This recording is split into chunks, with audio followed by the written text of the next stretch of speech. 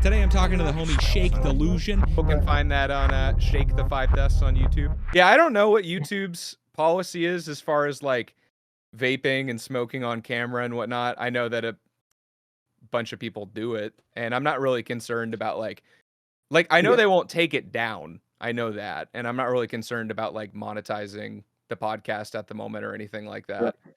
I wish I had a vape to be chiefing on too right now. I actually have a lozenge in. Got these nicotine lozenges because Oh, I'm my boy, don't you worry. I trying to got the quit. borderline Zen bitches, the fucking Velo. Got that mango because you can't smoke anything fruity anymore. God damn. I never was a big fan of the fruity flavors anyway. I was always a cucumber guy when I was puffing on the Juul. You smoke a literal cucumber? What the fuck? I had never considered that flavor.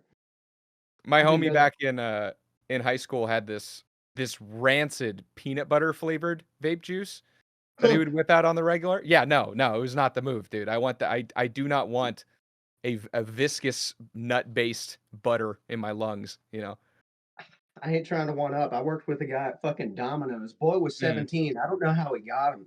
He had strawberry fucking milk Juul pods. And them was not Juul pods. Yeah, dude, it was That's so funny. Like specifically the fact that it's a Juul pod cracks me up because you know that Juul ain't making no strawberry milk. Oh no, dude, that third party shit back in the day, that's gonna kill kids at 30. Getting that China special over there. That's funny. Yeah. The only thing without fentanyl from there. Well, cool, man. I like this convo that we already had, so I'll probably just kick it off from when we started doing that. Unless there's anything you want to talk about beforehand. I'm indifferent. Honestly, that'd be a nice little segue into me being from Indiana and blah blah, the Sackler family at Purdue. Oh yeah? You know, because that ties into the opioid crisis. They more or less got it proven that oxycodone or whatever their drug was that they were trying to have pushed through was non-addictive. And as shown by the pill mills and whatnot that people have aimed to, you know, have more of this product, that is not so. And I don't know, it's a weird American version of not exactly the opium wars, but it's something where the public hasn't had to deal with this kind of individual test of will through substance. You know, it's weird. Have you had any opioid issues yourself? No, and that is dumbass luck because I shattered my wrist at 17 in an ATV accident, and they gave me Vicodin for that. And I took it once, didn't feel anything, took it again and smoked the bowl out my window, only felt the bud. Really? So I lucked out because I didn't feel any draw to it whatsoever, and it didn't benefit me, you know? Not even any like pain relief? No. I mean, there was maybe slight physical numbing beyond being stoned or whatever, you know, but I was fucking 17 at the time. So, you know, that could have just been another degree of that kind of combo there. Yeah. I remember when I was that young, weed fucking actually numbed my pain as well, which it does not do anymore at all for me. Weed doesn't really, it affects me completely differently than when I started. Yeah, a little bit. For me, so I've always leaned into as much as possible in the sense that I saw it as a added percentage of difficulty for like more, you know, just casual XP while existing. You know, just being high. Because you have to tolerate more. You know, if you get pulled over, stoned to the gills, you can't exactly just start bugging. You know, it's just you as you are. You know. Yeah. That's hilarious. You intentionally handicapping yourself to it's like I don't know, I don't really watch anime, but I feel like there's some anime where the dude constantly has like chains on or something so that he has he's at his full power whenever he takes them off or whatever. Oh yeah, to play ultimate Hoosier Goober over here. Harrison Bergeron, that story by good old Kurt Vonnegut about the man that was obligated to be handicapped because he was capable. Yeah. I haven't heard of that one. I hear Kurt Vonnegut all the time. I hear like the names of authors, but your boy don't read. Your boy basically lost the ability. Dude, the patience for it, honestly, though, in this era we're in, because with the convenience of podcasts and whatnot, you can just set this or an audiobook at like 3x speed. No one's going to sit and actually take the time to read anymore. You know what I mean? Just value per minute on investment.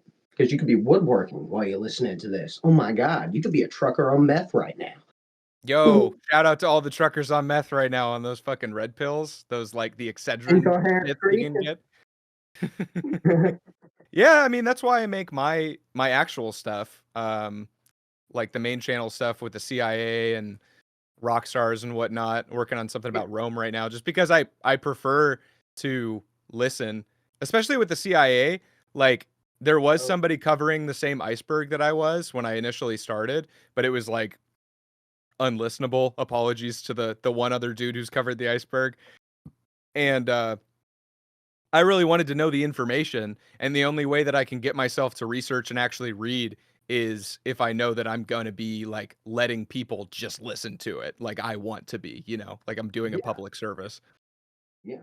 Well, and it's cool that you create it in such a way where if you had only heard the audio version, you would have never assumed there was video. But then you've got little gags and shit that continuously kill me. You know what I mean? That's Thanks, the only man. reason why I jumped at this in the first place, because the content's hilarious. You know what I mean? And man, it's it it's interesting because you're in one of those places where, like Keith Moon himself, you just kind of show up to watch him do anything. Thanks, I appreciate that. That's kind of what I'm going for with the podcast. Yeah, hoping that people just desire more content generally. Yeah, yeah. And honestly, I don't see why not. You entertain me, and goddamn, you got to start with that audience of one. Hopefully you're entertaining you, because man, something about Rome would be interesting. The other day, I just found out about the communal butthole sponges on a stick. I just recorded that fucking part of the video. They're so crazy. They're called like xylospongium, I believe, or something. Yeah, that shit, dude. Yeah, it's so fucking strange because we think philosophers, wise men on the hill. Got the props here. Brilliant. Fuck yeah.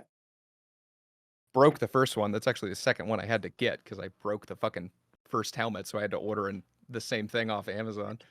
Hopefully you broke it funny and on camera. Unfortunately, no. Oh, I damn. broke it aggressively and while shitting, actually. I leaned forward too far. Why not on camera? Come on. I should be recording myself shitting in the future. Exactly. Why not monetize that? Yep. Yeah. Webcams in every room of your house, live streamed to the internet. NSA doing it for you already, but they only got your phone. Yeah. I've considered doing it just so the CIA doesn't clap me, or I can at least get him on camera. Like just having everything live streamed at all times. To an external database, or the server of somebody you trust, just backups of all the video. Yeah. And that's the weird thing about putting yourself out in this era, because you do have to think about these extraordinarily, like, borderline schizophrenic security precautions, And, yeah, I should be doing better about that. That's okay, because technology is difficult, and weirdly enough, there's no ultimate security, just inconvenience to such a level where someone isn't going to think it's worth their time, And as computers get stronger and stronger, it's just going to be easier to just hardline break encryption and stuff, which is spooky because, Bitcoin and stuff like that might not be an out that people think it is. I don't know if you have any content on the Federal Reserve, but something about the creature from Jekyll Island, or the conspiracies around the Titanic supposedly killing some people that were opposed to the Federal Reserve. Digging into that and poo-pooing, or just turning up whatever you come up with. That would be trippy, because a lot of your content, it's something where most people don't have the energy after a day at work to sit down and bother digging at all. You know what I mean? Never mind discern what is actually true or worth their attention in that field. And a lot of people can't, even if they do want to like listen to that kind of stuff. I don't know. A lot of information out there is just boring as fuck. Like it's not easily consumable for the masses. You know what I mean? Yeah. Well, and documents that are declassified or were classified at one point, things are written in such a way where you're trying to bore the layman. You know what I mean? You're trying to have that one nugget obfuscated by 3 million pieces of shit. Legalese. Yeah, exactly. Yeah. Because, that's how I have like a media release form, which you saw that I give to all the will Yeah. give, I suppose, to all the podcast guests. And it was like just some template that I downloaded from something, and I was like, this is the most legalese fucking bullshit, but like I don't care. It's just to cover my ass or whatever. I don't want to Yeah. have to actually write something out myself. Yeah. Understood. And it's the spookiest thing about legalese and things like that is it applies to basically every facet of the layman's life, but basically no one understands it because it's abstract logic games with every fucking word. Mhm. You know, it's about not necessarily entrapping, but setting parameters that benefit the writing party. You know, but it's something where for the most part people aren't thinking to sit down with a lawyer and have something sketched out unless they really got to cover their ass, or they think they can like Carlos Mencia something and rip something and not release. But Yeah. shout out for Yeah. being a wizard and a G man. Good one, good man, not government man. Sorry. Appreciate it. Yeah, Yeah. that could be easily confused. Oh. Yeah. Do you know what kava is, possibly? You ever heard of What kava? is is that the shit drug where people huff that? I don't know what kava That is is. jankum, actually. I have a whole Oh, video about it if you haven't seen it. I probably have, but I forgot the name. Yeah. Damn. Okay, go watch that, people. What is kava? Kava's like it doesn't even really matter. I'm just like on this hunt because I every time I Yeah. do like a social thing, I'll be drinking on it. And I've Yeah. decided that like every podcast I have, I'm just gonna see if the guest knows kava till I find one that does. It's like a root from Oceania that has, you know what kratom is? I assume you know what Yeah. kratom is. Yes, Yeah. I do. Yeah. It's kind of in a similar like tier to that where it's like a legal substance Yeah. that like not you have to be in a certain like class of individual to know about, you know what I mean? But Oh yeah. it's real nice. It's real analgesic and kind of it gives you the same uh social relaxing properties of alcohol without the intoxication for the most part. That's brilliant. So it's that psychological angle minus the motor skill inhibition. That's fucking Mhm. cool. Man. It's really nice. I'd recommend I'll send you a link or something when we're done talking about it. Yeah. Lit. Yeah, that's fascinating. Just because, like, at this point in Indiana, my home state, I can't believe that the Delta blah whatever is all Mhm. legal. You know what I mean? Just because we grew up having to smoke weed out of monster cans in the woods. You know, now you can buy Feel ya. something close enough at a gas station. You know, Mhm. and the weirdest thing is the fact that there's overlap in tolerance when it comes to the Delta stuff and actual like dabs and whatnot. So if you're just ripping these things all day, every day, you're fine anyway. Then you go to smoke with your buddies and you're Willie Nelson just showing up Snoop Dogg at that point. They're fucking Yeah. dying. You're just Huh. sitting there waiting for the next breath. Yeah. That's funny. I never thought about it like that. That's interesting that there could be overlap, even though they're technically different substances, Yeah. Yeah. legally speaking, at least. They Yeah. even have And some of those deltas that are like even stronger than proper weed. Like I've heard yeah. like Delta 10 and stuff like that is like even stronger than Delta 9 THC, and it's Yeah. legal. Yeah. And honestly, things like this are interesting to me because there was a spike of research chemicals and stuff like that when I was in high school, like Mhm. 2013, 2014. And Purdue University, they had that Sackler family, but also 25I NBOME came out of there. And that was something that was being Like, sold instead of acid. So basically, if you get an acid tab and it's nice and bitter, ain't LSD, spit it out. if it's And bitter, it's a spitter. yeah, exactly. Mhm. That's what she's. But yeah, with 25I is something that you could actually overdose on. And with LSD in humans, that has never occurred. So Mhm.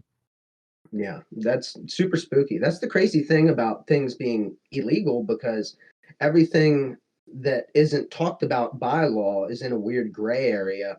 And everyone's trying to make a buck, including chemists. And Mhm. people could be dying just because it's easier money and it's a workaround for a current law. Mhm. Yeah.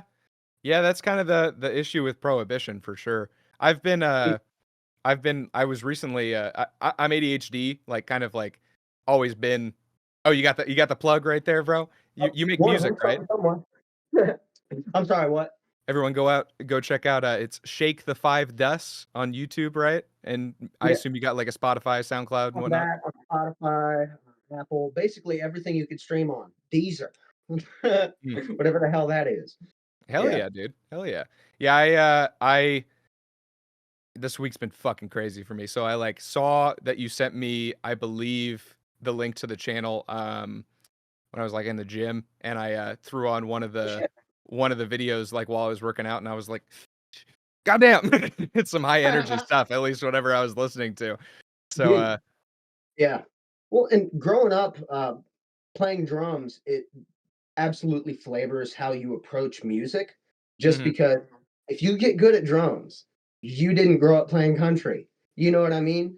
You could play country and become a nuanced drummer, but if you grow up imitating Joey Jordison from Slipknot or Danny Carey from Tool, it's just a totally different approach, and you're probably going to wind up banging your head sideways. You know, mhm. and it's something where, like with Death Grips and whatnot, something Zach Hill said about their stuff is, I want something that makes you want to take a bite out of a bowl in the morning, either kind.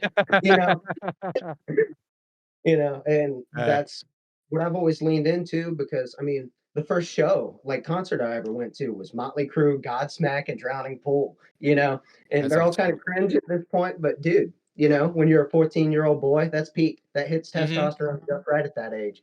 mhm. Yeah, I used to be in like a sludge metal band when I was awful, terrible sludge metal band when I was in high school, and I was into that kind of music. Yeah, there's something about going through puberty that just makes Slayer type music that much Dude, better, you know? absolutely. And even something as theatrical as like Iron Maiden, like Number of the Beast was the first CD I ever bought. And I grew up playing pool to that in my parents' basement, with that on the loudspeakers just on a loop. Because Mm, I don't know, there's something about, I don't know, like I love produced music, which all of mine is, it's all pretty electronic. But bands have a different kind of chemistry. You know what I mean? Like mhm. the greatest compliment I ever got was comparison to Keith Moon because the dude's a genuine fucking madman, and when it came to his passion, his offstage antics did mirror on the kid. He played with everything he had, and you'd be shocked when he didn't break something. Mhm. No, for real. That was definitely a trip to a rabbit hole to go down because the initial idea for was to just produce the rock videos like about rock stars, but then Yeah. every single fucking article was like had something to do with Keith Moon, and it would throw me down this rabbit hole. And the Keith Moon video ended up being like longer than any of the ones that included like multiple rock stars, even the one that had like Ozzy Osbourne and Gigi Allen and Iggy Pop and stuff, just because he was just. And I had never heard of the guy before. Like I know the Yeah. Who, obviously, but I had never heard of like Keith Moon specifically. Dude, yeah. And ain't no sugar tonight in my coffee. Dude, Mhm, like I grew up on that shit. Yeah. mhm, And hearing those stories, honestly, is as interesting as the music. And in this era, weirdly enough, stuff like this is more an outlet for artists than the music itself, you know, because I'm stuck only able to expose myself to those that can tolerate a heavier sound, you know. mhm, And in this field, I could talk to somebody, about anything that we have overlapping interest in. You know, I couldn't imagine a character like Keith Moon or Jimi Hendrix on a podcast, because you'll find, weird tape recordings of like Jimi Hendrix and stuff, and their minds are unreal. And it was all in the crucible before the internet, and I feel like that developed a different mind, you know because you're not nearly as socially influenced as all are by this point, if only because everyone's watching, you know? mhm. Yeah, yeah. I mean, I guess the equivalent back then is like TV interviews and late night shows and stuff like that. Yeah. But those were always so like scripted, you know. Yeah. Yeah. And it's always a 5 minute block, you know what I mean? If you cared to sit there and, talk about some fucked up disease where you were born without a butthole for 20 minutes, you couldn't do that. You couldn't do it. Simply. I wonder if that's an actual I'm sure that happens. I feel like people have been born without everything at some point, but then it's like, Yeah, where's the shit go? You know, I'm where's it over here trying to give you a reabsorbed like Kim statistic Jong on Un? it. Yeah, yeah. North Korea was actually born with one asshole. That was it. Only one. And He doesn't use it he's though. leading the country. Um, so you were talking about the Federal Reserve earlier. It reminded me of some other fucking conspiracy thing that I wanted to bring up, but I forgot what it was. I'm a fantastic podcast host over here, clearly. You're Um, dude, it's completely off topic, but you look good with a shaved head, man. I feel like that's pretty rare for me to see personally, because I'm like losing my hair a little bit, so I'm like, I'm you know, I'll be at a point where eventually I'll be slicked, and I'm not looking forward to it. But you're pulling it off, honestly. I like it quite a bit. I feel like you would, especially because you're over there rocking the blonde Jesus thing in the sense that you can actually do some facial hair. I'm stuck with like albino fucking Tupac skinhead Johnny Depp. You know? Like I can't do like the full like hair flip thing, you know. Mhm. It ain't gonna work out the same. But Mhm. yeah, it's all down luck of the fucking skull shape, my guy. And if you want, I can send you a fucking picture of me when I did have long hair because I never had a scene phase, but I was mistaken for scene because I had shoulder length hair from probably like 11 to like 15, something like that. Yeah. Basically until I started performing live on drums because, dude, being able to just slick over your head with a towel versus having to wring out your fucking hair, nah. Mhm. No, I bet. Yeah, I've had times where I've been tempted to just fucking shave it off just for the sheer convenience of it. You know what I mean? Because Yeah. I'll take a shower and I want to record. I gotta wait half an hour for the hair to dry off because I don't own a hair dryer. You know, not one of them. Not one of those fellas that owns an entire hair dryer. So, Yeah. you know. And no matter how in touch you are with your divine feminine, you're still a man that owns a hair dryer. At the end of the You day, know? what are you drying? What are you drying, man? What Yeah. are you doing Yeah. with that thing? It's kind of sus. It's kind of never trust a man with a hair dryer. You ever set up a situation where you rent a house with a lady only to use their hair dryer? I was actually rendered homeless by an NCUP Latina because one. That's funny. My uncle, I hope he Yeah, doesn't. I'm like new to the podcast thing, so I don't know how much I yeah, should be A, admitting to crimes, and B, like talking about people that actually exist. yeah, yeah. Um, Legal anonymity and statute of limitations. okay. My a person related to me. Oh, I already said the relation. Anyway, this human being, he would like I don't know if he genuinely has a thing for overweight women or if he is just has found that to be his mark, but he's one of those what do you call him? He'll like Chubby crash with well, yes, but he'll like crash with women to you know yeah. what I like to for the free housing, you know what I mean? Like he's homeless for the honeys, you know what I mean? Uh-huh. So, man, that's hilarious. Uh, so has this been a lifelong trend?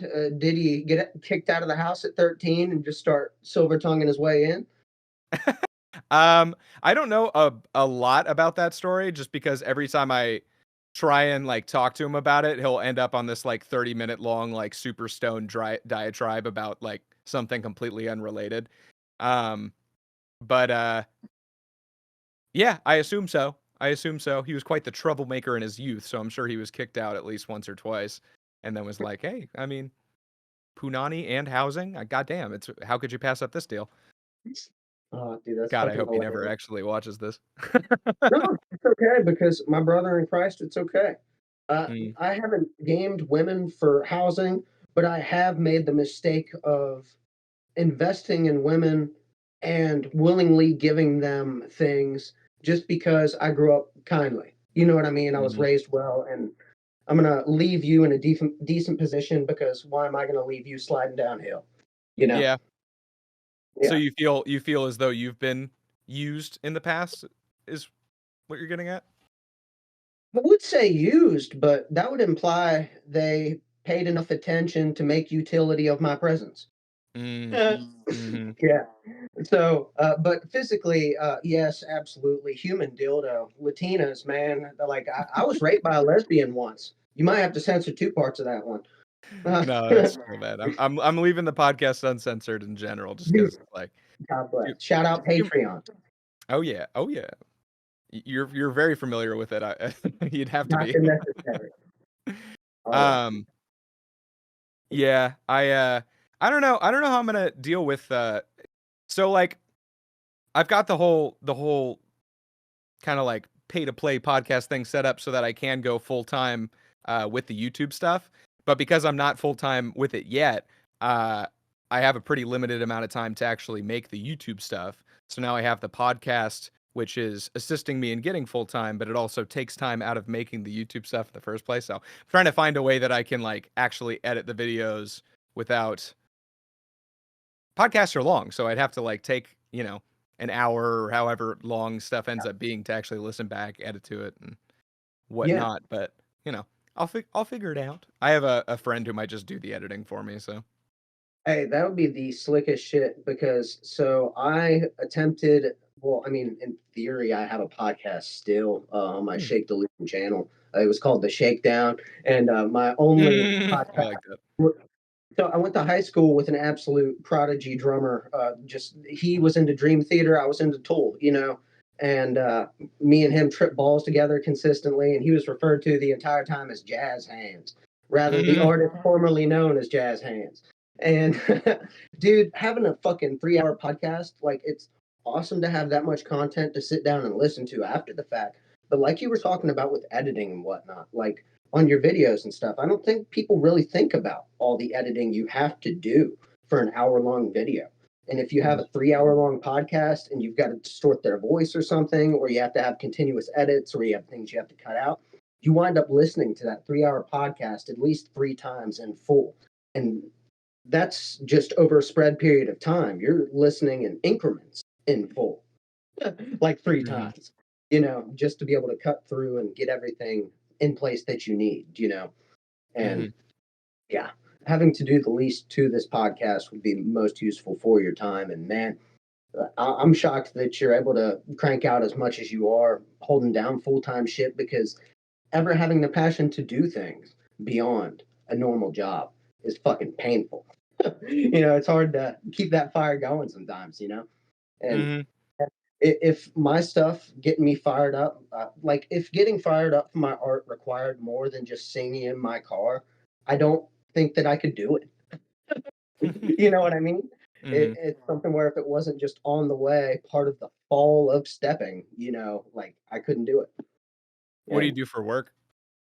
at the moment, sorry, I had to fucking think about it. I'm a fucking clerk. Oh yeah. Yeah, yeah. Fucking gas station clerk. I'd say where, but the weirdos of the local city will fucking come out because it's down in Ohio. Yeah, yeah. The people of Ohio's Ohio. I will say one thing about Ohio. I miss the weather. It's like room temperature there. You know what I mean? Like that's where they get the room temperature from. In my experience, I'm sure it does get cold and whatnot, but like Yeah, I don't know. I was there for a couple of years when I was little, and I always remember just being comfortable as fuck outdoors, which has not been the case with the rest of where I've lived at all. So, dude. Yeah, yeah. I have no idea where you are, but I'm gonna project off fucking Wisconsin. Man, yeah, yeah. There are different types of fucking winter. Like the mhm. Midwest can suck where I'm at, like because I'm around Cincinnati, right? And you can get a foot of snow in the winter, but that's not fucking 48 inches every week for like 3 months. You know, I it's spent 9 because years in Alaska, so I get that for goddamn, sure. There's a lot of dude. fucking snow. Yeah, yeah. I actually had a cousin born on the same day as me. My birthday is Juneteenth, so not only do I have a shaved head, I'm a Juneteenth skinhead apparently. And Got a little so oxymoron. yeah, strangeness. But yeah, I had an aunt that moved up to fucking Alaska in the 90s, I think. And you only ever hear about people moving to Alaska to like avoid getting prosecuted for a crime. You never hear, anything like, I'm going to college in Alaska, you know? Mhm. Yeah, but she just went up there because I'm pretty sure that's one of the first places where they weren't going to really stomp your shit in for having weed, you know? Mhm. I believe it was the second state to legalize. I remember it happened when I was 14 when I was Really? living there, and I'm 22 now, so That's fucking cool, man. 8 years ago. Yeah, that's slick. Yeah. Because, dude, I was grounded for weed, sleeping on my little brother's bottom bunk when weed was legalized in Colorado. Mhm. Did I you live remember in Colorado? No, sir. Fucking Oh. rural Indiana. Yeah. Oh, So gotcha, it didn't gotcha. even dick to us. We were in North Korea over here, and America's over there wanking about their smoke. Yeah.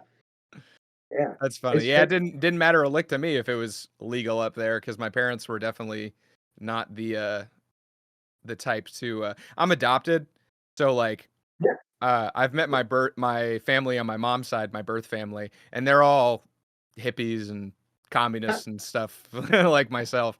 I'm not a communist anymore, but It's a like fake. yeah, Yeah. yeah, definitely like the punk phase and the commie phase really had a good time meshing together. But It's a vibe my and the my kids are hot. Yeah. the people that ended up adopting me were like not at all like that. So you know, I'm a firm believer that most of people's behavior is genetics. Um, Yeah. Sadly. and so I was just kind of always on this totally different wavelength than they were about stuff. And I do kind of appreciate the fact that they didn't let me just kind of become like a complete stoner bum at Right. 14 when I started smoking weed, but goddamn was it annoying at the time. Yeah. Yeah. Well, because you're stuck lying to the people that care for you. You know what I Mhm. mean? It, Yeah. it leaves you at odds with the home itself, you know? And I was the black sheep for the longest time, more or less until my dad had passed away, just because there wasn't a way for us to human connect because that little shithead keeps smoking fucking weed in my basement. That's dog shit. You know, that kind of vibe. Even though they were great people, you know? Like my dad bought me golf clubs that he knew I was going to grow out of when I was fucking 2, cut them down to my size so I could swing them. And then I grew out of that $300 set anyway, you know? But That's still, adorable. you know, he still stole my door for fucking smoking weed. Took the door off the hinges. Yeah. Yeah, Yeah. my parents, I had long hair in high school, and it was like when I was growing it out, so like freshman year, and Yeah. they like caught me smoking weed at some point and they're like, we're gonna go cut your hair, you fucking hippie, you know, smoking weed, we're gonna cut your hair. And I was like, they were like, it has to be above the shoulders because at the time it was like nipple length, like it was really long. And I was all pissed off, so I went to the barber and they were Yeah. like, the barber was like, do you want us to like trim it up, you know, like put layers in it or whatever? I'm like, no, just cut off the minimum amount that you can. So I was just stuck with this like shoulder length bob because Uh-huh. I'm an idiot and didn't let them like make it look like an actual hairstyle. Um, but yeah, parents will do some interesting stuff when they catch their kids smoking on the ganj. Oh yeah, yeah. And I remember, okay, I had a cousin when all right, I got to tell this story a little bit, but so I was in a band called Regiment 115. After this guy was kicked out of the band for smoking weed, we wound up winning like a battle of the bands and getting like a radio interview on a local radio station, 88.9 Class X. But before all that, there was a bro that lived up the street from me. I love the motherfucker to this day. If he's watching this, Jay, I hope you fucking got your boy, and I hope times go well for you. I love you. Let's go, But Jake. yeah, but dude, bro, didn't want to wait until my parents fell asleep to, go outside like we usually did and smoke down, come back in, and just pontificate till we passed out. Because we'd have band practice every Friday night. We'd hang there and good times. But bro would not wait. So he decided to go into the like basically the air filtration room of the entire house, which was in the basement. Bro starts smoking a bong in there. Like it's so fun that it's all sound and smell proof. Meanwhile, you can hear a lighter through the vents and will immediately smell it anywhere in the house. So as soon as he starts doing that, I get up off the couch because I know I'm fucked and I'm not going to deal with this sober. I go in there, I take a solid 3 rips until I hear my dad yell at the top of the stairs. He comes down to the little landing. There's a little like borderline window in the wall with, just void. And he leans over on that thing. He's like, "So, boys, what you smoking?" And we had no excuse, tried to deny it was anything at all. And my dad called my cousin, that was a fucking sheriff at the time, to come talk to us. and Mhm. just to try to scare the shit out of us because we had the devil's lettuce in God's state of Indiana, you know? Yeah. It didn't necessarily matter how dangerous it was or not. Everything was meth at that point because the Mhm. internet hadn't really soaked in yet, and anything that was true about the substance, they didn't want to give up just because it might lead to something else, as though I wasn't discerning enough to only fall into weed and psychedelics, you know? Yeah, I Midwest definitely in here. understand the vibe there. Yeah. Also, you wanna come say hi? My girlfriend just got home. I want What's up? You're Naked? good, bro. Yeah, generally not the best time to say hi when naked. I Um, appreciate you. yeah, that's first of all, that's hilarious that the dude smoked in like, he gassed the house, basically. He just smoked in the air vent, that's hilarious. Yeah. Um, I, also had a similar situation, like, not, just like you were saying about people just conflating it with meth, all Yeah. drugs are the same thing type of thing. My parents used to drug test me, like, after they caught me with weed some point, and those things fucking sucked. Those little piss tests that you can just buy at CVS or whatever, they are not functional, and, I used to cheat them all the time by just putting, like, toilet water in them or whatever, but, one time I remember that it came back that I had smoked meth, like, it came back positive What? for meth, and whenever they would catch me smoking weed or whatever, which happened often, they'd ground me for, like, a month. That was, like, the set thing was, like, you're grounded for a month, can't do shit for a month because you smoke weed. And when I got this drug test back that said that I smoked meth, they were just like, "Yeah, grounded for a month." Like, they just weren't concerned. Like, dog, I was honestly a bit gypped. Like, I was like, "You should Yeah. you do a bit of parenting here. Like, if you actually think I smoked crystal meth, maybe have a different reaction than if I smoked marijuana, dog." Oh, yeah. Um Truly. but Ugh. they ended up just having my dad take the same test, which also said that he smoked crystal meth, and my mom believed me so little that for a moment she was like, "Is his dad smoking crystal meth?" In the water But or in the walls. mhm. The meth smokers will end up in the walls occasionally too. Oh, yeah. Oh, They'll yeah. get in If there. only to do some tinkering with the wiring. They need that Mhm. copper. They need Yeah. that copper wire. Gotta get that bag. Yeah. Have you ever, had any experience with meth or meth heads in your past? Yeah, and funny enough, because of dating apps, you know? Mhm. And it's something where, there was a nice girl, damn, like, I don't wanna use her name because she seemed like a sweetheart that fell into it, and life just didn't get any better because 'cause it's got a fucking black hole effect to it, you know? But this was a girl that was in college, left basically her childhood home. That she was given that by her parents, and they moved somewhere else, and a meth addiction started for her. And Mm. I would go over and hang out with her some because I didn't know she had a meth problem. And you know, there was a day where out the blue she just had some on a fucking plate, right? And she's like, would it bother you if I did this hot plate in front of you?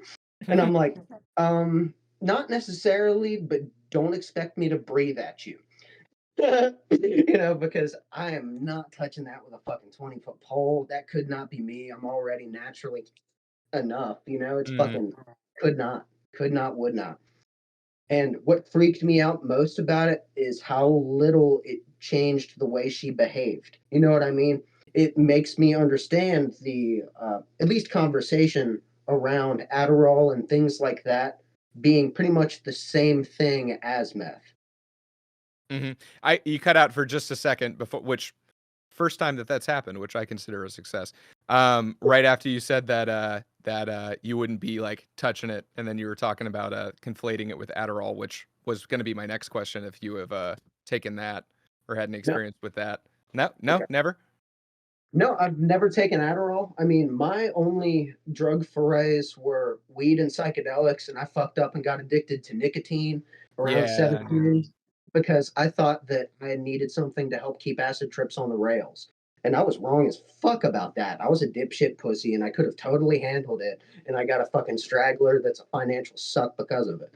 You Hey, know? man, that's what nitrous is for, if you can keep a lid on that. That's what I do for acid trips that are any trips that are going off the rails. Because like, you could take a Yeah. benzo have you done nitrous before?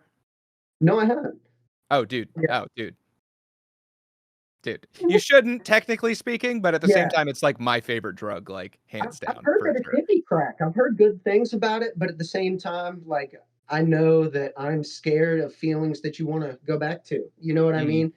Psychedelics were only right for me because of how scary they were and anti-addictive in the sense that you know what's coming. You Mhm. know? Yeah, man. Well, What that's is the that thing. like? That's the thing with nitrous is like it is a psychedelic, especially if you do it on psychedelics, which is typically nitrous is kind of like peanut butter, I guess. It's not like you can eat it on its own, sure, but like you should probably be combining it with some jelly or some bread at least or something like that, you know? Like it on its own is cool but unremarkable, but it's just such a great little dressing on a if Oh yeah. you're talking about psychedelics or Molly or weed or There's alcohol, a, anything like that. yeah. You've done DMT, right? Yeah, I smoked that for the first time at 17, and weirdly enough, it only happened at that time because a buddy happened to have it while I was on the way to my big titty goth girlfriend's house. Mm, Yeah, and that was a mind fuck because I the didn't predate break. DMT. Dude, yeah, Always the move. yeah, I didn't even break through that first time. It was weird as fuck because my buddy was talking to me about seeing some monolith like the one from fucking 2001 that he was fucking faced with. And I didn't get to that point. It felt like my consciousness went down to a like tunnel vision kind of thing, Mm, then condensed down to not being able to see. And it's like all my perceptive faculties were compressed down to like a marble size sphere in the center of my skull. And then it's like a rubber band effect, like on a slingshot. And once it got to like the crown of my skull, it just like snapped back, and all visuals had a like if there was a Google Dream version of a PS1 game. That's the only way I LSD could dream emulator. yeah, yeah, it's pretty much the only way I could describe the way it made everything look. But it also gave the innate hue to everything that a nostalgic memory had, like that Mm. sepia tone, weirdish yellow, and that inclined me to microdose DMT in the future. And that was weird too because I would not recommend that to anybody. It honestly feels like a fucking free trip to schizophrenia because it's Yeah, so well. microdosing DMT is definitely not the way to consume that substance No, for sir. sure. Oh It yeah. is always a bad time for me if I don't have enough of it for sure.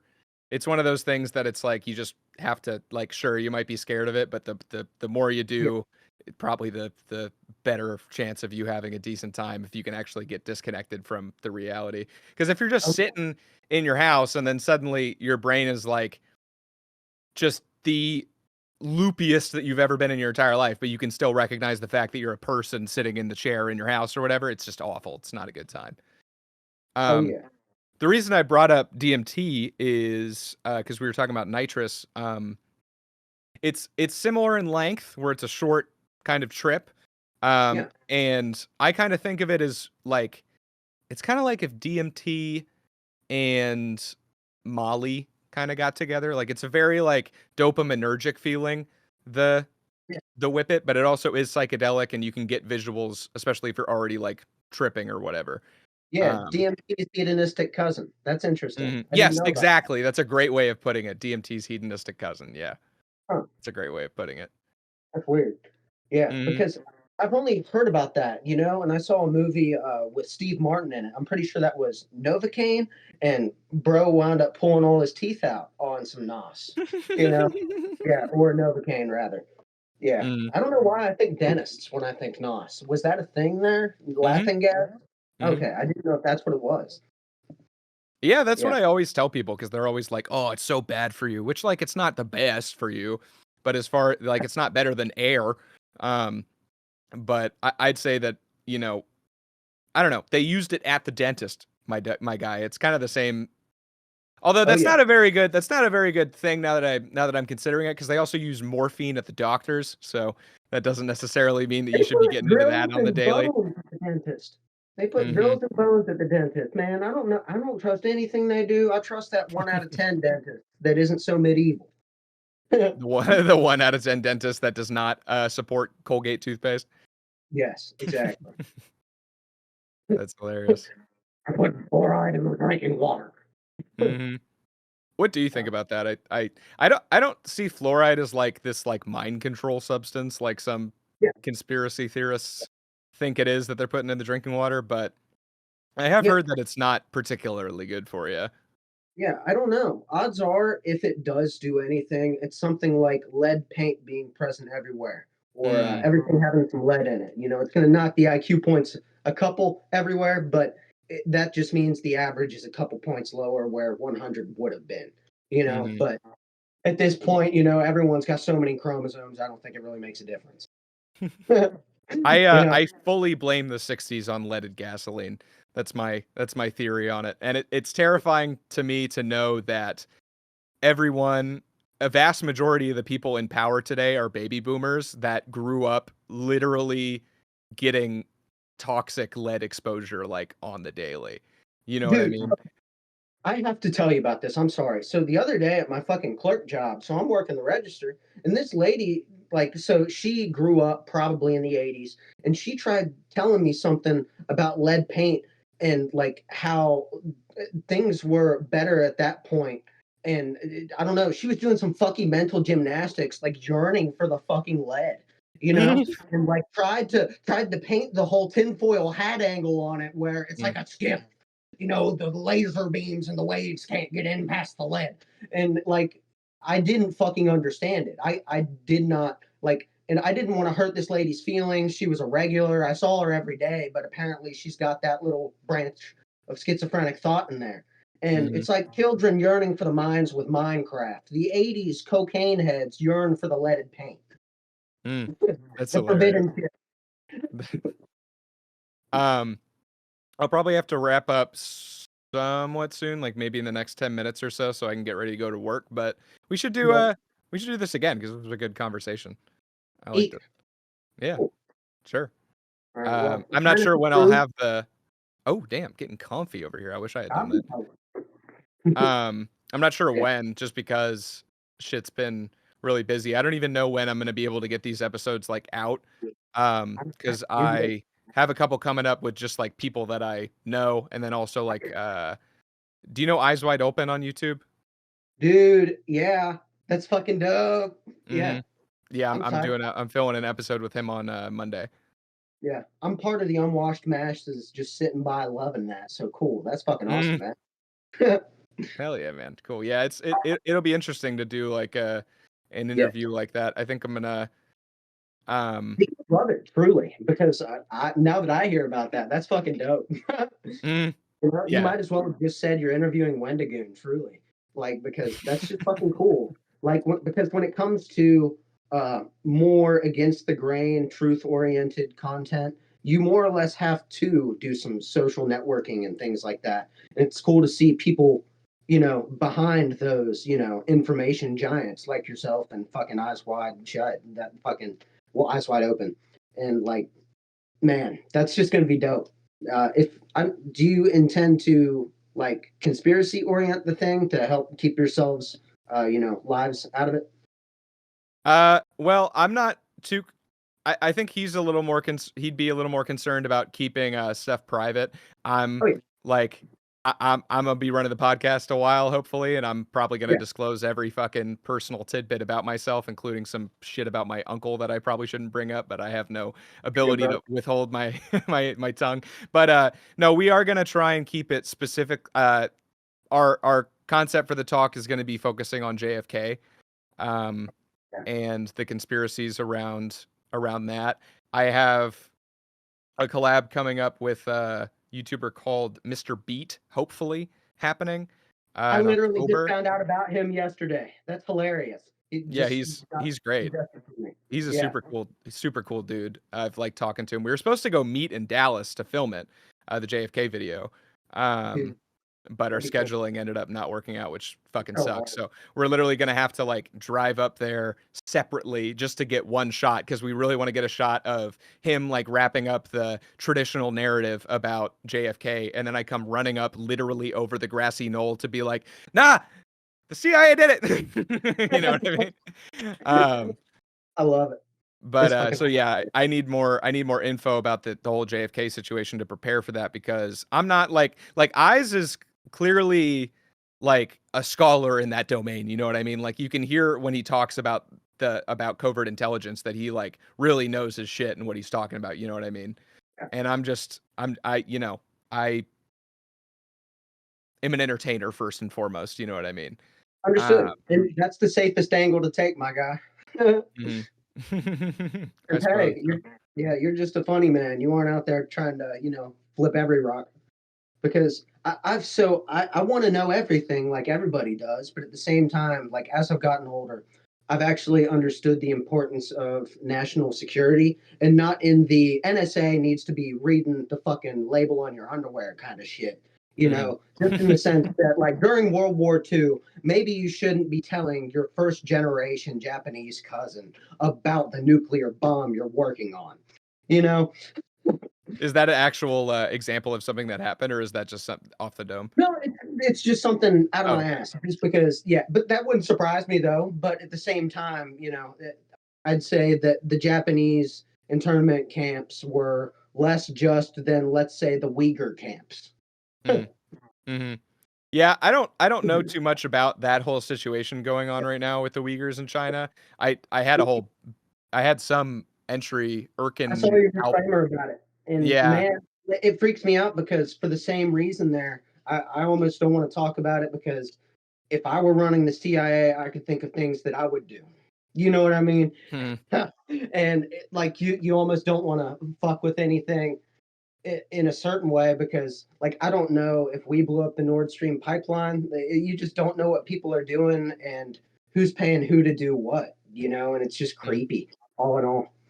It Yeah. is creepy. It is really creepy. It's definitely since like getting into the research for all this stuff, I've definitely had to kind of desensitize myself to the realization that there are just powerful people out there that are not accountable at all to the Oh, public. You know what I no, mean?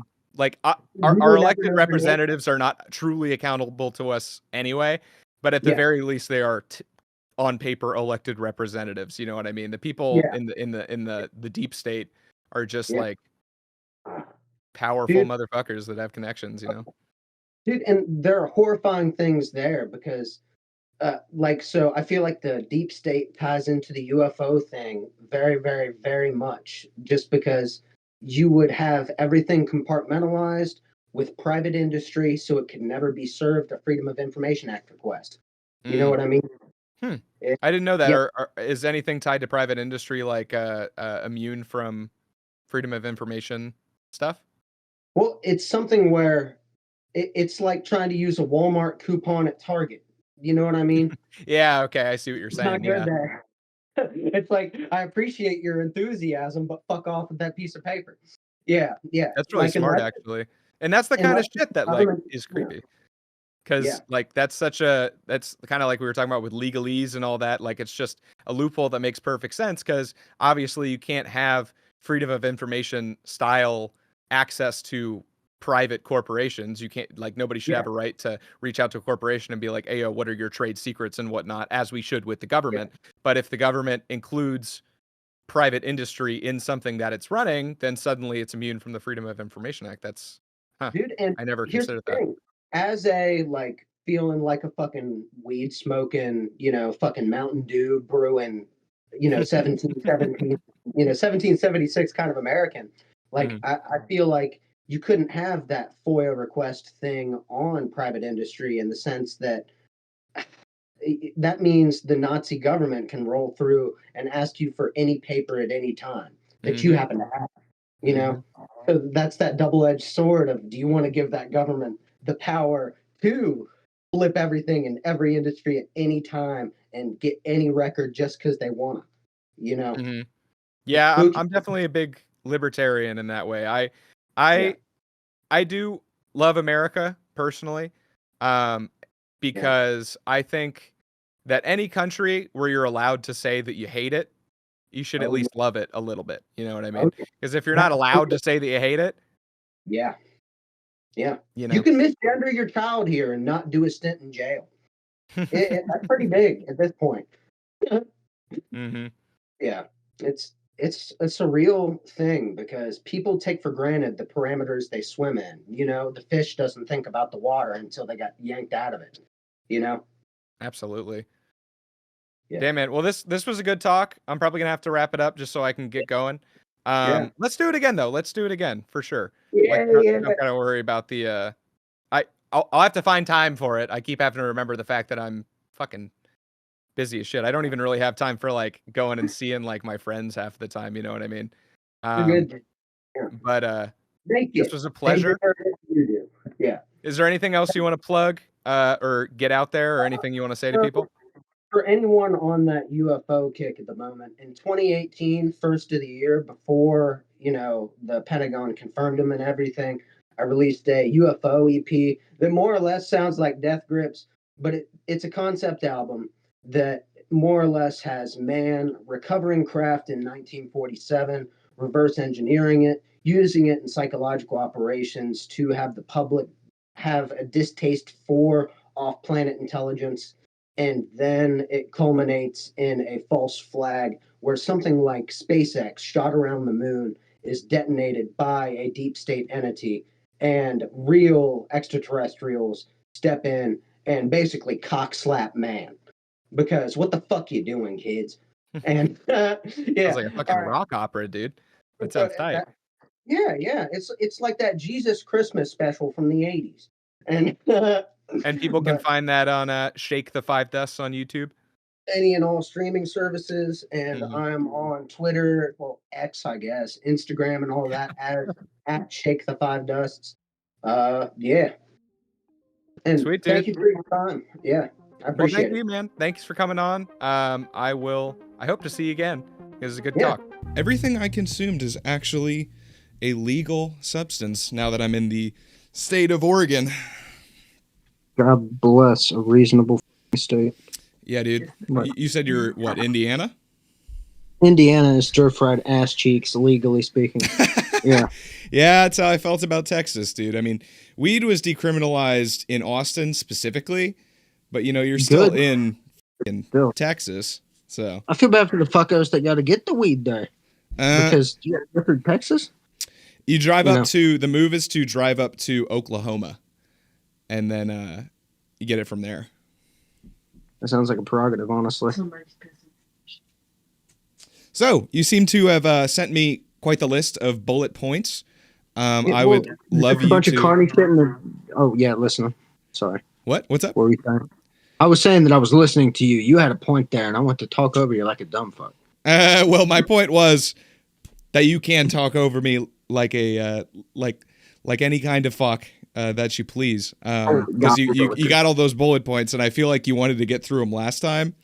This is Shake Delusion, by the way. We have started the podcast. Hello, welcome, back for the second round. So yeah, if you want to just kind of like go through all that stuff, I won't interrupt. Shit, hilarious. In which case, I'm gonna lean on some lists then. So, what do you feel would be a good beginning point? Do you want me to start with how I began with music and whatnot? Whatever you feel, man. I feel like, I don't know, the first time we did it, you sent me like a list of kind of points you wanted to hit, and then I think you just sent me another one. I was working on a really technical part of the video I'm doing. Yeah, and I was using that as some shit that you can dig, not intensely throughout, but use it as like ghost points, rerouting around, or if there's ain't there, it's because my brain. You can see if I can have that open on the other phone. Honestly. So, what is puke at a stripper and ditch vomit bags in front of an FBI agent? That one is catching my attention. That was Florida. That was on my 21st birthday. Of course it was. Yeah. Both of those things make perfect sense. Funnier yet, it was a Juneteenth Monday. So, yeah, it was ugly because they were telling me that they were going to take me out to fucking, not Taiwan, just, Tijuana, any old fucking wacky ass place in Mexico across the fucking Gulf, right? Mm-hmm. Don't get those things mixed up, dude. I said Thailand, and I was interchanging Thailand and Taiwan in one of my rock videos, and it's the only reason it did well, because all the engagement I got from people being like, it's not fucking Thailand. Yeah, there's a law or a rule of the internet where you'll get more response if you give a wrong answer. Yeah, it's wacky. I honestly like don't certain things that don't matter. I like won't check. Like if I believe I said something that was a movie was actually a TV show or vice versa, and I was like, I'm just gonna leave that in. But yeah, tell me from the beginning here with the stripper and the vomit bag and the FBI. So you get to Florida, right? How did you get there? We're down there, family vacation, and we're all down there. Got a house with plenty of beds in it and whatnot. We're just big old chilling. It was lucky because basically half the family had already retired or whatever, so there was means to do the shit. Mm-hmm. And then the adults that were there at the time were basically federal employees, so air traffic controller type shit. So they got money. So that cousin actually wound up covering a lot of Uber bills later on. And so the first strip club we had gone to that night, that lovely Monday in fucking Florida, the very first stripper under the pole was named Mystique, and she was probably 4 months pregnant. There was a notable bulge. There was some baby in there. So yeah. I didn't puke there. Gator in the belly. Got a little gator in the belly. It was mad. But I wound up drinking there until I understood the meaning of the word plastered, because I'd been stoned to the gills before. I'd tripped balls, but I had never felt the air turn to plaster around me and feel the need to dance through it in the fucking bathroom. I was sitting on the toilet. I'd finished taking the shit, and I wound up dancing off that just alone in the stall because the air felt like plaster and it felt hilarious.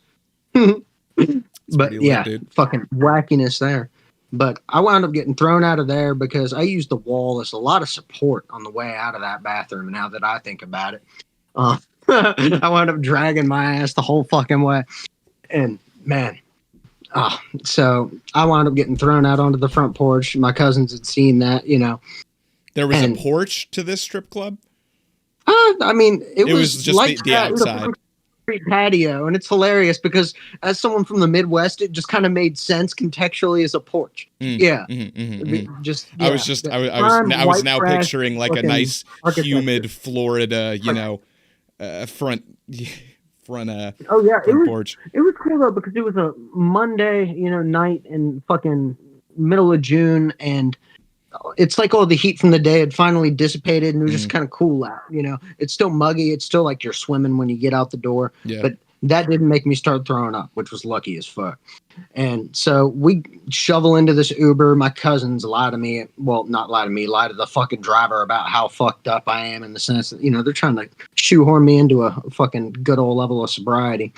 And they didn't do well, so they wound up just tucking me in the back seat and, trying to keep them preoccupied. And I didn't start throwing up yet. So, oof. When we get to the second place, that's when it winds up going south, because the whole night I had just basically been drinking vodka and fucking Red Bulls like it was water, and then they just hit me every few drinks like a goddamn paradiddle with a wacky shot I'd never heard of. Like there was something that wound up just tasting like the milk at the bottom of a fucking bowl of Cinnamon Toast Crunch. And is that a good thing or a bad thing? Because that sounds pretty lit, but not in an alcoholic beverage. It's like hearing something that was a trigger after, and it's a thing that you liked. So it's like, fuck, it's like gunshot samples in a rap song when you're a veteran, I'm assuming. It's something like that. But fucking, yeah. So we get to this other joint. They're literally paying the next lady coming up to start like grinding on me and legit dancing, trying to get what the fuck ever done. And where we'd gone for the second place wasn't very reputable, so I don't know if that would have just turned into a free ride.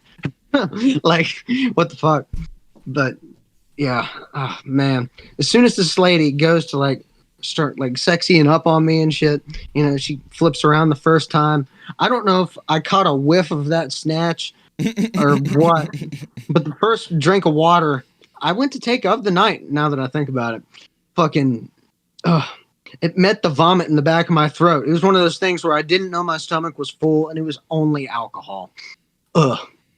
and goddamn, I just and with no water. hits the Nice. down the back of the fucking calves, right? Showers the fucking puddle underneath her, into being.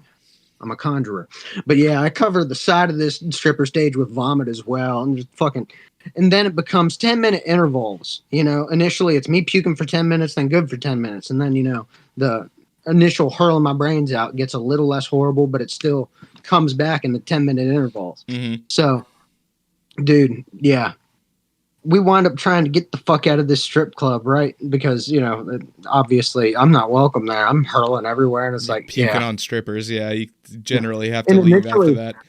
Yeah. When I was on the ground puking, when initially all I had heard was, we'll resume when someone learns to hold their liquor. And it's like, because it was like a summer they after paused fucking the whole music show. came out, and it's like, oof, fucking dumb shit. And like this, so when they wound up trying to get me out of this shit, they lied to another poor Uber driver, and this one was much more unfortunate than the last because you had already had those cinnamon toast crunch shots, bro.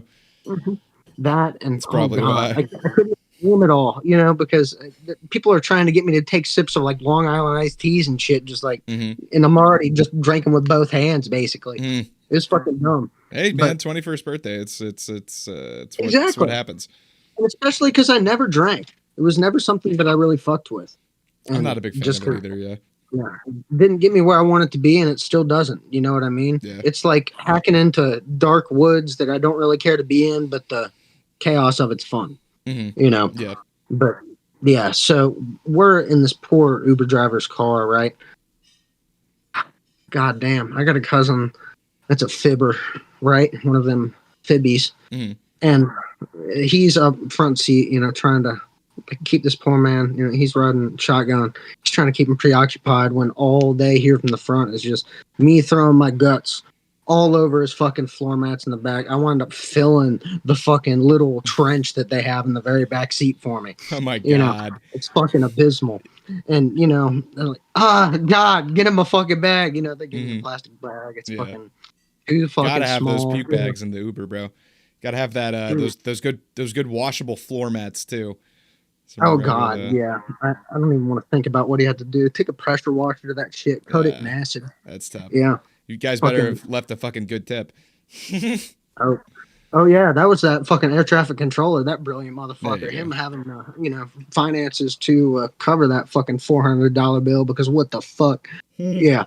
But so after they get me this bag, we are on a one-way each way like road going over a huge strip of water, and like if your car broke down, it would be backed up as fuck on your lane, and a fucking tow truck would have to back from the other way up to you to get you the fuck off of there, right? So we're there driving. Well, they are. I am fucking still puking my brains out, and I wind up getting in this bag and wind up filling it probably 4/5 the way full. And the bullshit was ridiculous. I'm sitting there trying to not spill this and trying to avoid the urge to puke more when it's sloshing around all over my goddamn shoes. And they're like, what the fuck are you doing? Why are you holding on to it, like risking spilling more in here? Throw it out the window. And fucking exactly, I wound up giving it the shittiest, like just fucking like pussy whipped it around the fucking corner of the fucking car, right? And it goes square, like I don't know if it went into the windshield of the car behind us, but we saw the headlights fucking swerve, go into the other lane for a sec. The people were like, oh fuck, don't want to go into the fucking water, but okay. Oh my God, you fucking spike stripped the dude with it's like one of those spy car things. You just released the barf bag. That's great. That sounds like a Leahy fucking spy trap he's got. That's fucking brilliant. From Trailer Park Boys, a good old the Randy special. Just driving up. Well, yeah, he's a brilliant man. I miss him. Rest in peace, Leahy. Now that I think about it, him and Gottfried, those are the two gangs. But Gottfried was better with his liquor, at least on camera. Gilbert? You're referring to Gilbert Gottfried? Yes, sir. My old roommate drove him home one time. What the fuck? When was that? I mean, years ago. I don't know the exact time. But he's a comic. He has like pictures of him like meeting Jim Gaffigan and Seinfeld and shit. It's pretty cool. That's dang. That's cool. He was cool. He was okay. Yeah. It was fun to go to the clubs, the comedy clubs and stuff. And man, that's something that freaked me out about the culture of things like that. I'm glad that I didn't fall into an art that was more innately social, in the sense that, like, I can think alone, walk in with what I believe to be, my own monolith of ideas, and if it's not appreciated, you can walk the other way and not have to play the bullshit greasing games and social politics of things. Yeah, that's kind of why I like doing YouTube as opposed to trying to, because when I was a kid I always wanted to be a stand-up. That was the dream. But dude, Ron White gave me that fucking dream for a second. Yeah, the Blue Collar Comedy Tour was was the first comedy that I'd ever seen. Like, it's fucking weird. Yeah, and it's strange to see his career have anything at this point, just because you don't expect longevity from comedians, especially people that are known to be fucking drinkers. Like, yeah, I mean, once you get to a certain age and like status, I feel like you're always going to have some audience, but it's just so hard to make it to that point as a stand-up, Oh yeah. And I feel like it's just so much easier to get to a point where you can actually like make a living, at least doing comedy like on the internet, if you do it smart. Yeah, because it's so much more multifaceted. Just because I think of arts in terms of whatever it is the canvas. For music, it's the sound file. For video, it's the video file. Yeah, it's just whatever the fuck you choose to do with each and every frame of that motherfucker. It's any spectrum of that thing. Because I've thought about finalizing screenplays to feed through AI for like video generation shit, because I can't afford an SR-71. What's you mean a mic? Is that a mic? Oh no, that is an SR-71 Blackbird, like the kill streak in fucking Call of Duty Black Ops, and also like the fastest spy plane ever. When they were in pursuit, like when they were being locked onto by missiles, they were just told to accelerate, because you would inevitably outrun it and it would just detonate itself because it's out of fucking fuel. Wow. Yeah, it's a little rocket or what the fuck ever. Yeah, it's bananas. I'd like to fly a plane.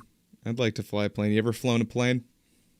No, I haven't, and that seems like something that would be fun. And I would want to do plenty of those tests beforehand to see what kind of G-force you can withstand. Because you want to think that you can go out there in a fucking F whatever and just whip around in a fucking jet like it's Grand Theft Auto, like dance around on it like the rocket car in Rocket League. But like, yeah, nah, you're gonna have some issues with that, buddy. At some point, like a bush plane, though. A bush plane, though, would be sick. I grew up in Alaska, and I've been in a bush plane, and I've flown in a bush plane, but I've never flown a bush plane. Yeah, that's slick. Yeah, in Indiana, there's a bunch of those fucking biplane, with pesticide or vitamins or what the fuck ever they'll wind up throwing on. Yeah, the fucking there's always chemtrails. Yeah, those specifically are putting chemicals in the water that turn the frogs gay. I believe somebody proved that. Yeah. There was some video on YouTube that like kept. So in YouTube Studio, you can like see what videos are recommending your videos. And for a while, like that gay frogs thing just kept shoveling out my CIA video like so hard. I was like, oh yeah. Cool. Well, and it's weird to think at this point, in sense of tags, because you could have format, like yours. Like there are plenty of things that could be just referencing to you. You know what I mean? But there are other things that wind up much more niche. You're not, to cliche say some shit like fucking underwater basket weaving. You're not, you don't got a channel on that. But I would watch that because that means you're scuba certified. It'd be semi-interesting. Yeah, I like those little niche channels when they get recommended sometimes. Like just really specific shit, but I've been definitely trying to broaden my Did you see the Dictator video? Dude, yeah. Did you like it? I did like it, so I'm not remembering as much of it as I would like to. Oh, that's fine. So I wound up it's not what my videos are made for. They're made for getting, a little toasty and having a good time, not recalling the necessary information. Yeah, but the thing is, you wind up remembering what's interesting to you, and your videos are a good play on the fact that humans really function so much off of just interest alone. You know, like your innate predispositions are going to lead you to the arguments you find satisfying and the content that you feel you just want to check, you know. And it's cool that your shit's actually fucking funny. Like I remember you wound up taking a like dog leg left that I didn't expect with like a little fucking bit. You know, there was a point where, you know, you had to stick a fork in the socket. There's that goodness. Yeah, that was fun. I just put jelly on my face for the blood because I just had in my script like because when I'm writing my script, I have no fucking sense of like I'm not gonna order fucking fake blood right now or whatever, you know. And then I get there and I'm like, oh shit, I'm supposed to have fake blood right now. Yeah. That's fucking hilarious. It looked like that Modern Warfare 2, like the OG jelly on the screen when you get shot. Yeah. Yeah, and when you did that, that reminded me of when I was a literal goddamn kid. And I'm like, if I put metal in the outlet, it will do things, but it will conduct to me and shock me. So I took one of those rubber cancer bracelets. I'm like, insulator. I put that around a fucking tweezers and I trusted it like a fucking dipshit child. I put it in the outlet. There's a huge crack. Everything in the house flickered and came immediately right back on. But, you know, in that like fraction of a second, it was boom. And I pulled it right back out because it's like, what the fuck? But it got absorbed. So were you wearing the bracelet or was the bracelet on the fork? No, I used it in between my fingers as insulating layer because as a kid I'm like, that's okay, there's conductivity. What is this shit? You know, like I'm lucky there wasn't just like the perfect random electron path around the thing, you know, because fucking weird microphysics shit. But you're a little experimenter though, dude. Little Thomas Edison over there. But I'm glad that there was some foresight with it. You know, I haven't tried to make a water powered car. Like I feel like you should. That'd be. I like the idea of being good at math. But I feel like I wind up overpowered at the things that I wind up interested in. And I don't want to accidentally crack some fucking code that winds up rendering string theory irrelevant. You know, like you don't want to figure out like the more efficient thing. Didn't you say that's why you smoke weed? To just increase the difficulty on life? Well, that and it also allows different creative wins simultaneously, I feel. And also, I don't know, the mind or mindset rather of an individual, I feel is like a soup. And it's something where you can maintain it with ingredients put in or otherwise just through the crucible of, you know, the soup and the pot it's in. Yeah.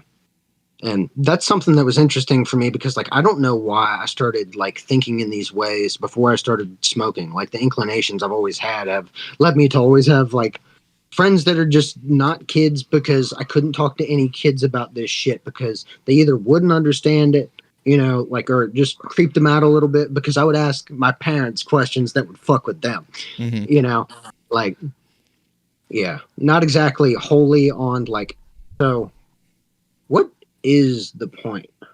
You know, like dumb shit like, how is abortion not a mercy killing? You've lived for more than 12 days consciously. You know, just like wacky, like, why the fuck is that coming to an 8-year-old? You know, like, yeah, that is definitely a strange, strange question for a child. Kids say the darndest things. Well, it's just because I'm over there just bouncing shit off the wall in my own head, you know, but because you don't have anyone else to validate, you know, as a little kid or whatever with certain thoughts, just because either I don't even think I was aware of abortion at 8 years old. I don't think that was a concept I was familiar with. I think the only reason why I really knew what it was because in fucking border from Ohio back into Indiana, there was always a fucking sign that said abortion ends a beating heart. No, abortion stops a beating heart. Like something like that. And I always took it as like quitting is fucking bad. Why would you abort any mission, soldier? Like that kind of, it's like as a little kid, what the fuck's abortion, right? That's funny. That's funny. Yeah. And it was retarded because, you know, my mom because her mother was a nun, you know, so there are dimensions of that were obviously going to just shine through her, you know, and those were the opinions that I got at that moment. And I'm like, oh, okay. So I'm like, this is a thing. All right, I'm going to start thinking about it on my own now that I can conceive that it exists. Because like a Freedom of Information Act request, you can't really think about what you can't conceive. You know, it's wacky. Yeah, you Sorry, need the this has base become a info. shitty psychology podcast. What's up? The That's what hilarity of this being next to other things on YouTube, though, like you being referenced by videos that are based on social idols like Alex Jones or whoever it winds up being, not Yeah. literally explicitly. A lot of iceberg videos as well, just like Yeah. other icebergs will recommend it just because it is Yeah. an iceberg. I want to do like a tier list. I want to make some more of those dictator videos because I had planned to include many, but then it ended up just being long as fuck with like 3. Yeah. And then my That thought sounds was like that me. I would do a That's my dictator. dating life. Claiming long and then 3. Sorry, you just hit so close to the phone. I love you. Thanks. All right. 3. Specifically 3. The tier. Yeah. Rolling in Inches, with that minutes, eighth of it all destruction. applies. It all applies.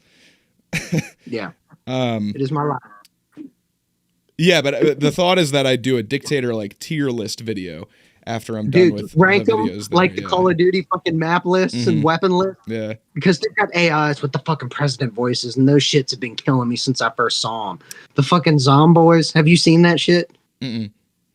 Oh my god. It's fucking Biden, W. Bush. Oh, hell yeah. They got George W. Yeah. Fuck. And it's just all their voices AI'd up to talk like their personalities would, bouncing off each other, playing a game of zombies 4-player. You know what I mean?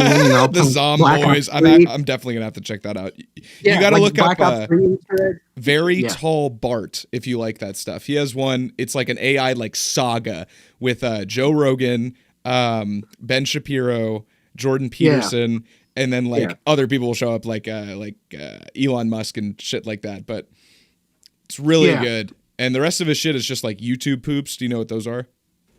Dude, something else like that tangentially. Yes, I know what that is. Egg Dog. Me and my nephew watch playlists for that shit because it's just fucking retarded. It's like it looks like Wii assets with Wii Store music bastardizations behind it, and they're stretching wacky like Team Fortress 2 Gmod shit. Yeah, like what is it again? What's it called?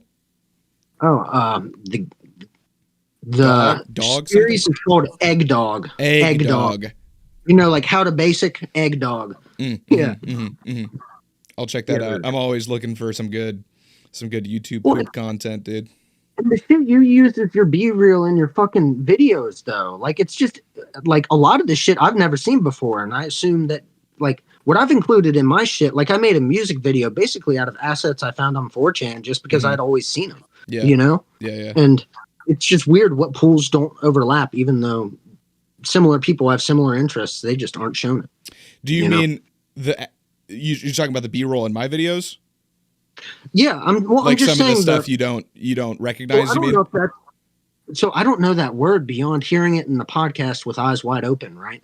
So B-roll? I'm assuming that means the clips and icons and whatever. Yeah. I mean, well, typically, I mean, in a regular, if it's like a regular, if you're filming out in the field and stuff, it's just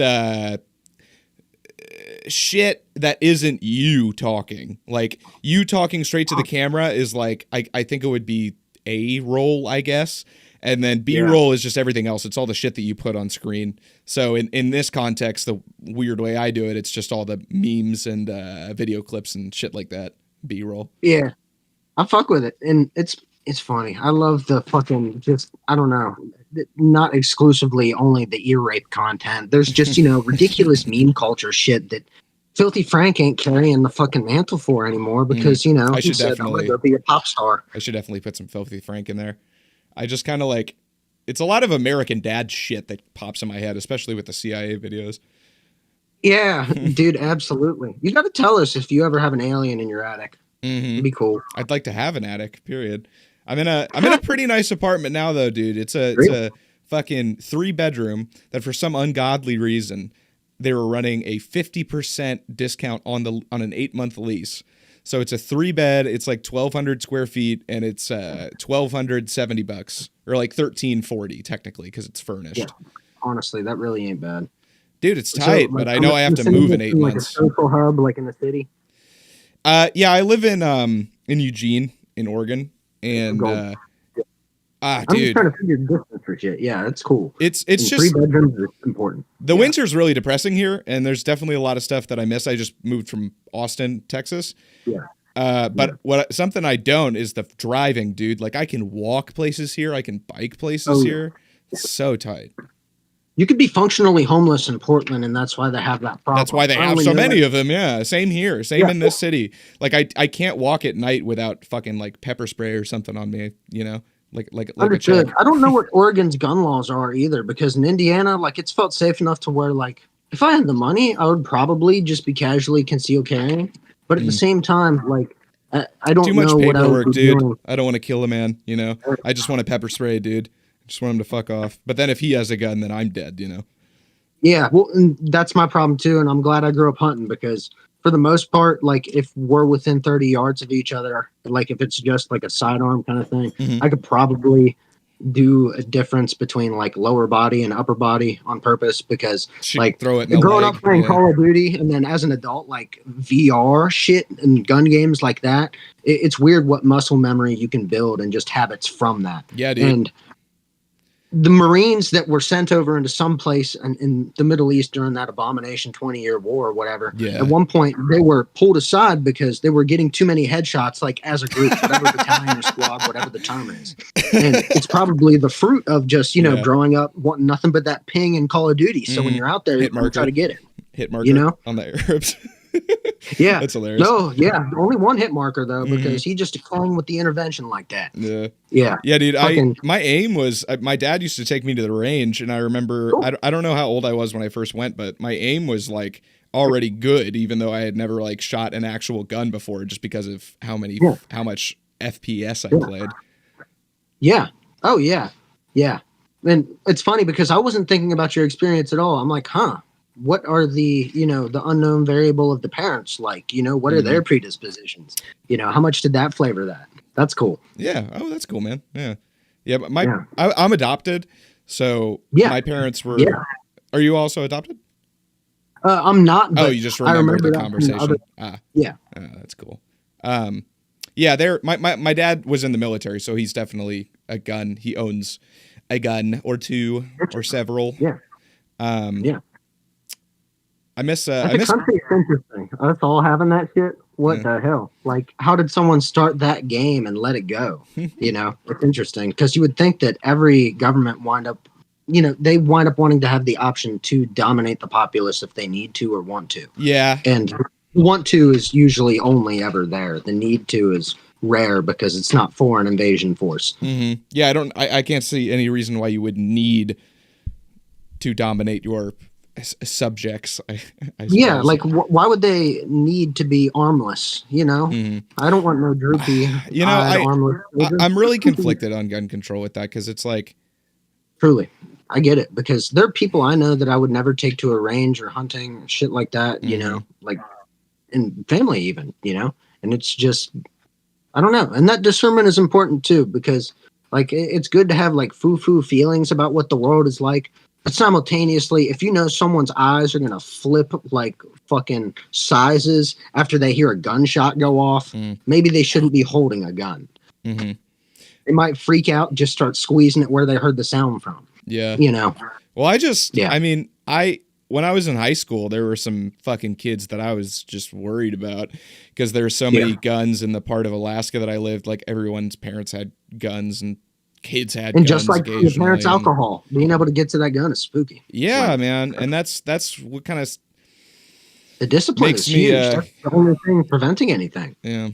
Yeah. I think there definitely should be some more training required, but it's tough because it's like the populace should be able to defend itself against a governance, but at the same time, I don't know. Mm-hmm. Yeah. There should be ways to expedite things for people that are truly harmless to people that are not, the point is, those that are just and actually not going to harm good people with a gun should be able to get a gun in a reasonable fashion. Yeah. Like I understand if you don't want the first purchase to be like same day in a fucking Walmart, but you should be able to place that order for a week later if you'd like that. What is the process like? I'm unfamiliar with it. In Indiana, I don't know because I haven't bought a gun as an adult. Hilariously, I've only been gifted guns. And as a child. Yeah, same. Yeah. Yeah, I was given a 20 gauge at 7 years old. Yeah, and basically practiced with it for a year to be able to go turkey hunting at 8. Yeah. Oh, It that's was cool shit. That's cool. I never went Yeah. hunting. What were your parents like? Did you do a lot of hunting and such? So there was that, but also my dad, he was a truck driver, but was ridiculously multifaceted. Like when it came to his interests, it's a hyperdimensional object where you just never saw all the pokes, and it was always shocking when you saw a new one. Yeah, the dad lore. It's good stuff. Oh yeah, he got me into Edgar Allan Poe, fucking philosophy. Like he's the reason why I found out who Diogenes is. You know, I love the man who told Alexander the Great to stand out of his son when granted one fucking wish. And like it's golden. The fucking Ripley's Believe It or Not, getting to go to Gatlinburg, Tennessee, or wherever the fuck that was, and see a Ripley's or Not museum. Upside down buildings and shit. Wacky houses. Cool family experiences, and that's something where I try not to take that for granted. Having that role figure in my life, role model there. No, that's archetypes really are rare. And usually, people think media is real, so they echo the feelings just seen in others. Yeah, especially if you don't have a strong kind of parental figure or family in your life as a young person. I feel like the media is definitely a lot more influential in that way. Yeah, I think a lot of people just take like having normal parents for granted, I guess, because growing up with parents that I was not birthed from, when I meet people that are related to me, I'm like, I get it. You know what I mean? Like our thoughts just make more sense because our brains are just closer. Genetically, even when it they're comes closer. To dumb too. jokes, like you can finish each other's sentences with retarded jokes with your cousin because y'all didn't grow up the same. You can, in your circumstance, but it's still just similar sleds down a mountain, similar paths. Weird. Yeah, a lot. I think a lot more of people's personality is genetics than upbringing. I feel like most of human existence is tempering who you come out as. That sounds like a lazy sentence, but meaning more like tempering the very base thing you were coming out of mom. Because in a way, we're all born wrong. Because you come out, a monkey baby. If left, in the woods or with a tribe of monkeys, you're going to be coming out, with the local culture. And that's some shit where if, that's tough, dude. South America. I think it's better now that we have the internet, because like back in the day, you only had what the people in your general vicinity would tell you about the world. That's the only info you could get. Your bullshit meter at that point, you can't really discern beyond your own discernment. And at least I had, I was the greatest compliment I've gotten from like a partner's father is that I'm centered. And the dude was a fucking Marine for 19 years, so I'd like to think maybe he knew the word. That's sweet. That's cool. Yeah. So and it's just good to know though, because if you do have any self-certainty, it means you're gonna inevitably go in the face of people you respect or love. Because you aren't gonna be completely every same puzzle piece with everybody. That's impossible. Even partners chosen. Yeah. No one's ever gonna get along all the time. Yeah. All right, let's find the things we disagree on and get some fucking clips, bro. What the hell are we doing? We're genuinely interacting, not trying to fucking pigeonhole each other. No, that's how I like it, dude. I like the podcast to just be nice and casual, hanging out, Yeah. It's what I like to listen to personally when I'm I really only do you listen to podcasts ever? Yeah, and sadly, because I've always been such like an observer type psyche, I've been information oriented. So I'm the 3.5 times speed podcast idiot. If I've got it on speaker, it's pissing people off because they'll hear like super fast gibberish and be like, okay, I'm catching like some of this, but it's like another language coming through. Yeah, I'll put it's like shorthand for speech. I'll put like Andrew Huberman on like 1.5x sometimes, but like I could never handle. Everyone's different. I can't even handle 2. I couldn't handle 3 because my thoughts are unpredictable to me. Yeah. It's interesting. Like Alex Jones, he's so unintelligible just with his voice, but it's iconic and easy to digest at one time speed. So that's some funny shit. So when he was on Rogan, that's really the only time I dug into it. Yeah, he's pretty entertaining. Yeah.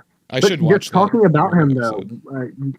One would be more likely to be just blindly labeled a conspiracy theorist. Yeah. You know, and even just bringing him up in general. Yeah. It's like, it's Yeah. kind of like Trump for me. Like, I'm not really, I'm not a fan of the guy, but the dude is like funny. Like, I love watching him talk and stuff. I kind of miss the entertainment value that we got out of the dude. Trump Tower in Iceland or wherever the fuck. Like, yeah. Just continuous, like, comedian on TV shit. Like, if Reagan was a stand-up, like, it was strange. I appreciate how forward he is with his thought, because I feel like, goddamn, I hate that my mind goes this direction. I feel like an inbound president would get good conversation with him if he was not moved out of the picture beforehand. You know, if by jail or by lead. Yeah, and that's ugly too, like if he had done 2 terms and then actually decided to respect, you know, American law and stop there, I think that he would definitely have a pretty good convo with whoever was coming in. And I hate that election cycle was so fucking muddy and literally still on the high of COVID. 2020? Because just because it's a strange circumstance where mail-in ballots had never really happened before at that volume. And it's just, I don't like when there's room for fudgery on anything, because then sloppy conversation happens. Yep, and that's a pretty damn sloppy important... thoughts come from clean information, dude. Yeah. I mean, I can certainly see, you know, I definitely don't believe that there was anything, you know, fudgy going on with the election. I feel like there would have been a lot more, like, gunshot victims if there was intent to insurrect, you know, because that team, that side of the aisle, seems very cavalier about their weaponry. Yeah, no, definitely. Florida man, pregnant woman, because she was also robbing the dude with her man. You know, like shit like that happens, and it's like, holy fuck, you know. Yeah, it's weird that, you know, those 2 extremes occupy the same country and they think they're completely and wholly right. Yeah, or at least play so in media. Yeah, definitely. I think when you get to the extreme of either side, there's a lot of overlap there. You know. Yeah, truly. Yeah, it becoming the horseshoe thing. Equal extremists of different fucking gods. Yeah. Yeah. Do you have a religious disposition, speaking of gods? Phenomenology. So just the phenomena of experience itself, I'm going to lean into that answer. But I feel like there's something, like an overarching organizing force. To say it's code is sloppy, but it's, I don't know, it's a line like to let it be. Like it's just defining all of the parameters of the sandbox that is perceivable. Or at least that's all I can assume from the life that I've lived so far. There's probably a god or a thing that is, you know, setting up the winks in the universe, the karmic happenings, you know, the ridiculous, you know, seemingly windfalls from nowhere of luck, you know. And you want to think there's a god, because if you're getting, you know, absolutely shredded by your life, there's benefit there. But I don't know. I was an atheist from probably like 12 to 17. And that was because reason brought me out of it, and then psychedelics brought me back, because, you know, that smashed my psyche like a ball-peen hammer and told me, you don't know it all, fucko. Reassess. Open your eyes again. You know? And as a whole, religion and psychedelics, the overlap I've found with those is wacky, just because learning from a book is important. But if you can't extrapolate from what's there, and you will only treat it as something to lord over other people, it will not be fruit to anyone. You know, it's just it's a domination-based cult or team. And that doesn't seem like the point of spirituality, because you probably assume this too, but I feel like humans are an animal having a spiritual experience in a way, or you're something more possessing the format. You know, or you just have enough mind to realize you're possessing the format, you know? Yeah. Because I've been fucking with birds a lot lately. Call me Mike Tyson.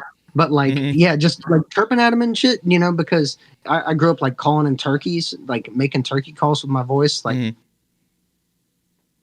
Like, I don't know if that'll come through because fucking voice detection on Discord or whatever.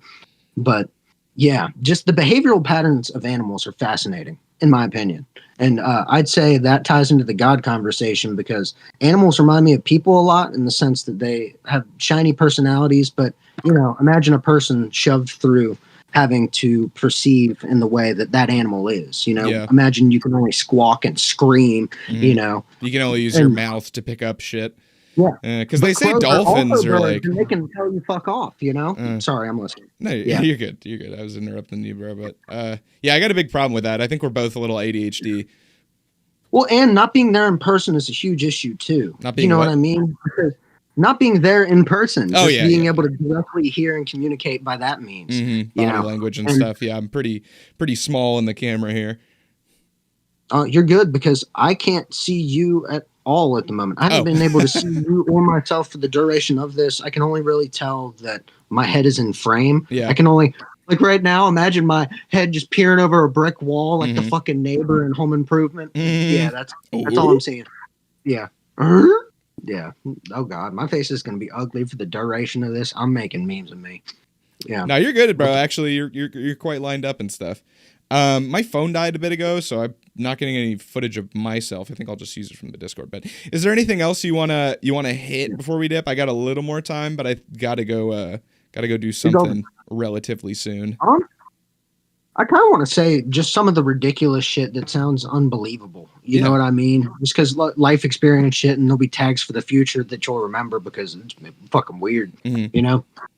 January 5th, 2018, on the way to a concert in Erlanger, Kentucky, I wound up seeing a fucking, it was a literal orange orb of light. It like faded in, like fucking with an opacity slider, you know, in some effects tools program, you know, just came in and then wound up going out in a similar way, but forced me with a memory of a vision that I had of the future as a child, which is also it's something that was obligating me to remember something that people wouldn't have believed a story about anyway, which pissed me off in the moment, but I understood the cosmic hilarity of it because of how old I was when I did see the UFO that made me remember that.